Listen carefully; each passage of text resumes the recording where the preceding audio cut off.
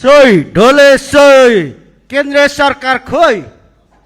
सम्माननीय सभामुख महोदय, यति बेला मैले आजभन्दा धेरै अगाडि चैत 1 र 2 गते हावाहुरीले उडाएको जनताहरूको घरको विषयमा मैले सदनमा सरकारलाई अनुरोध गरेको थिएँ।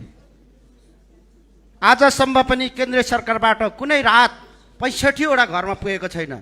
त्यस्तै गरेर 8 वटा स्कुलहरूको छानाहरू उडाएको मैले तपाईहरुलाई यहाँ अवगत गराएको थिएँ। मैले सदनमा सरकारलाई अवगत गराएको थिएँ। गृहमन्त्रीलाई हामीले भेटेर भनेको थियौँ, यो आवाजहरू जनताको आवाजहरू, भोजपुरे जनताको आवाजहरू नसुनेको कुरा यो आज मैले उभौली साकेलाको शुभकामनासँगै म अब चाहिँ सुन्नुहुन्छ कि भनेर अनुरोध गर्न चाहन्छु। भोजपुर यस्तो ठाउँ हो, तपाईँ आज माननीय ज्यूहरू सब यो सदनमा बस्ने वातावरण बनाउने ठाउँ हो। राणा शासनले सत्ता लिइरहँदा भोजपुरे जनताहरूले पहिलोचोटि राणाहरूको शासन कब्जा गरेको ठाउँ हो। त्यहाँ बालागुरु षड्यन्त्रहरूको ठाउँ हो।